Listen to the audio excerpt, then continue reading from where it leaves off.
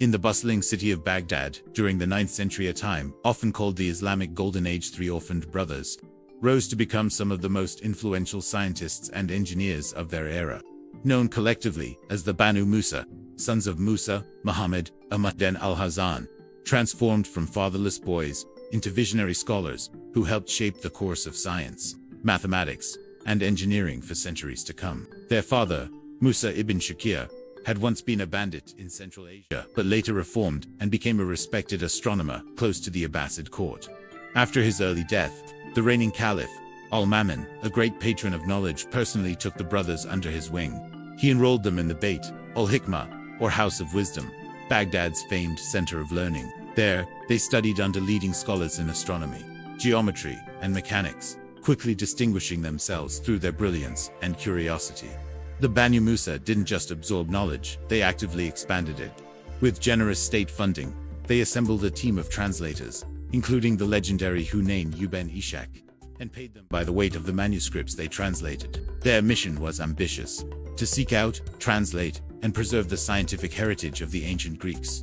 Thanks to their efforts, works by Euclid, Ptolemy, Archimedes, and Hero of Alexandria were saved from potential loss and made accessible to future generations in the Islamic world and, eventually, Europe.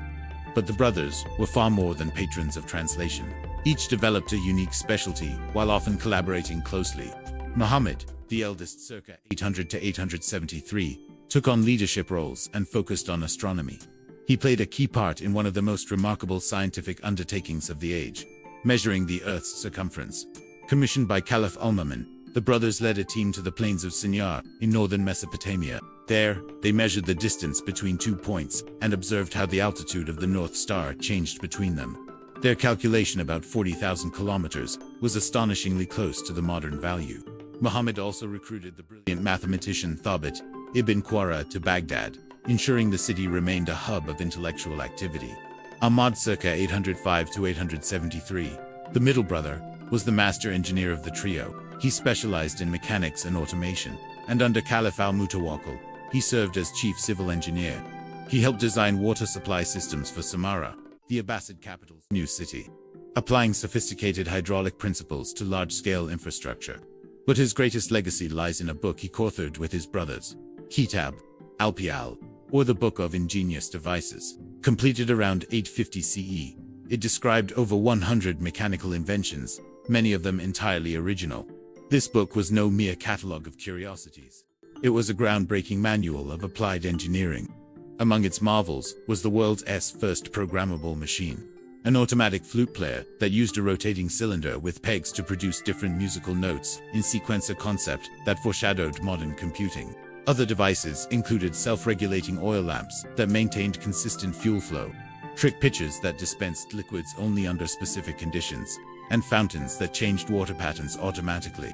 Many of these relied on clever uses of conical valves, buoyancy, siphons, and feedback mechanisms, principles that would not reappear in Europe for hundreds of years. Unlike many scholars of their time who focused on theory, the Banu Musa insisted on building and testing their designs. Their treatises included detailed instructions and diagrams, and they refined their inventions through hands-on experimentation. This empirical trial-and-error approach marked a significant shift toward what we would now recognize as the scientific method. The youngest brother, Alhazen, circa 810 to 873, was a gifted geologist. He tackled some of the most challenging problems in classical mathematics, such as squaring the circle and trisecting an angle, not by accepting ancient limits, but by introducing motion into geometry. He visualized shapes in motion to find solutions, pioneering methods later refined by scholars like Nasir al-Din al-Tusi. His treatise, The Measurement of Plane and Spherical Figures, provided practical formulas for calculating areas and volumes, moving beyond the Greeks' reliance on ratios. In this work, he gave one of the earliest numerical treatments of the ellipse, and developed algorithms to approximate, by prioritizing usable results over abstract perfection. Beyond their individual projects, the brothers worked as a unified intellectual force. They operated a private observatory on the Tigris River, where they tracked stars like those in Ursa Major and compiled astronomical tables known as Zages to improve predictions of planetary motion. They also critiqued and enhanced scientific instruments like the astrolabe, always insisting that tools should be judged by their accuracy in real-world observation, not just theoretical elegance. Their influence extended far beyond their lifetimes. The Shah century engineer Al-Hasan, famed for his elaborate automata, openly credited the Banu Musa as his inspiration. Centuries later, when Arabic texts were translated into Latin during the European Renaissance, their works, both original and translated, helped rekindle scientific inquiry in the West. In effect, they served as a vital bridge, preserving Greek knowledge, enriching it with original insights, and transmitting it forward. What truly set the Banu Musa apart was their rare combination of roles. They were scholars, inventors, patrons, and public servants all at once.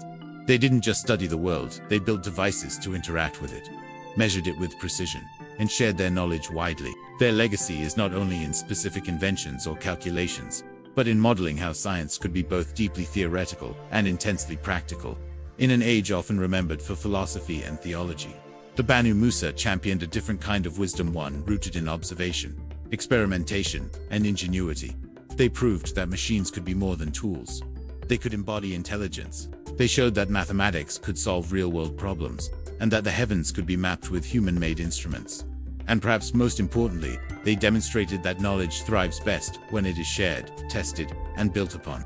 Today, they stand as icons of the Abbasid Golden Age, not just for what they discovered, but for how they transformed the very practice of science. Their story reminds us that innovation flourishes where curiosity is nurtured, collaboration is valued, and the past is not just preserved, but improved upon.